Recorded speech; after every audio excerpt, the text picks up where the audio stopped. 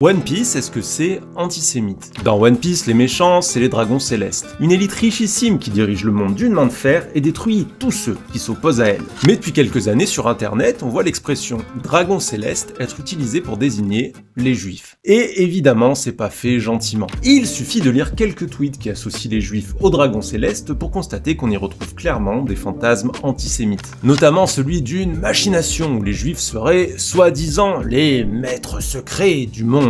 Et ça, c'est un mythe conspirationniste bien connu. On le retrouvait déjà, par exemple, en 1903, dans la théorie dite des sages de Sion, qui a d'ailleurs été l'une des bases idéologiques de la doctrine nazie. Aujourd'hui, des négationnistes comme Alain Soral y font encore référence quand ils parlent d'empire ou de nouvel ordre mondial. Donc l'association juif-dragon céleste, elle est sans conteste antisémite.